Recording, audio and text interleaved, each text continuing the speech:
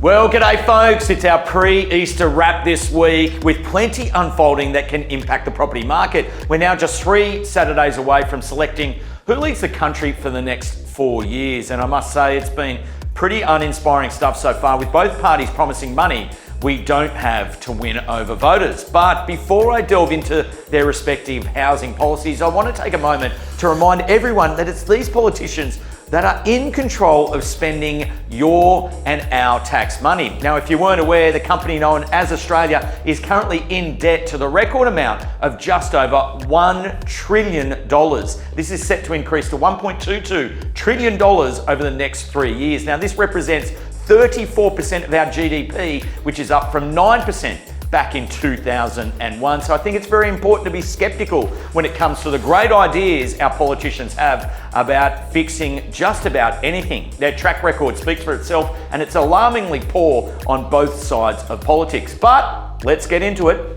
Now, the coalition is proposing to spend $5 billion on housing-friendly infrastructure, in essence removing the bottlenecks such as sewer lines and local roads so construction can be fast-tracked. Now, this proposal is suggested to unlock 500,000 extra homes. Now, if this occurs, the modelling indicates that prices and rents would reduce by about 12%. Now, Labor has a near similar policy, spending $10 billion to build 100,000 homes for first home buyers. Now, some of these funds are set aside for infrastructure, but most will be going to acquiring the land and construction. So Labor is double the cost of the coalition for a fraction of the volume of properties that are going to be built by the coalition, and they're relying on the private sector to build those properties. Now, the coalition is also promising to allow the use of superannuation for home purchases. This is estimated that it will help around 390,000 households into their own first home. Now, here's where it gets really crazy. Labor is offering to act as a guarantor for first home buyer loans, saving mortgage insurance of circa $20,000. Previous proposals such as this one promised by Labor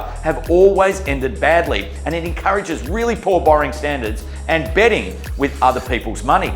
Now, many parents are apprehensive about putting their own head in the financial noose for their own kids' loans. So to suggest the government are making such a promise, in our view, is really frightening. Now, Labor is also promising the mortgage lenders no longer need to factor in student debt in a serviceability calculation. Therefore, a potential buyer with a pre-tax income of just $125,000 would be able to access an extra $95,000 in borrowing capacity. This will pull more people into the market and likely increase property prices. But the coalition are also proposing some pretty wild stuff as well, such as making mortgage repayments tax deductible, which is likely to cost taxpayers $1.2 billion.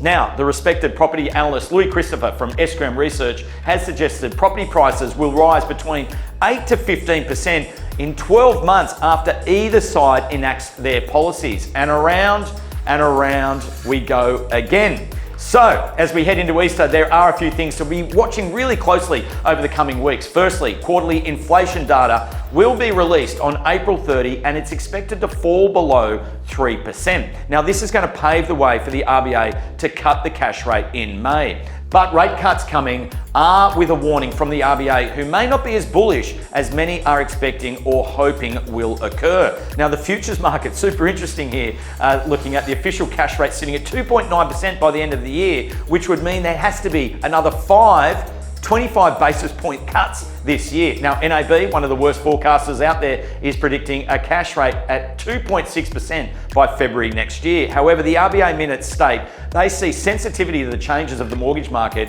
and the potential to amplify the housing cycle, and they'll be monitoring that very closely. So as we now go into what's really a bit of a mini auction hiatus, Sydney is closing the pre-Easter market in a very delicate position.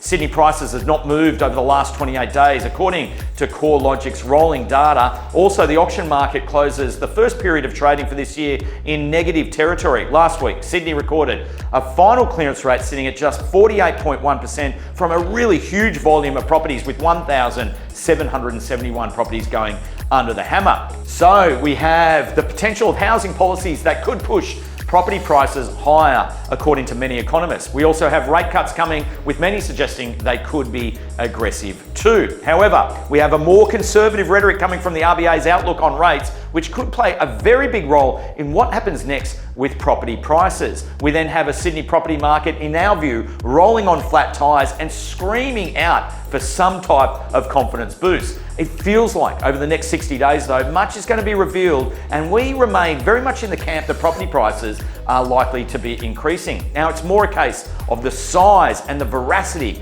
of the price growth. Now, it may very well be modest, but it could also be explosive. So that's what's going down in and around the market this week. Our entire team wishes you a very safe and reflective Easter period. It's a lovely time of year here in Australia, and we hope you can enjoy a well-earned break and time with family and friends. We're certainly open for business this weekend, showing properties, and if you have some spare time, jump on one of the Easter specials. So take care, and I'll catch you all in a couple of weeks.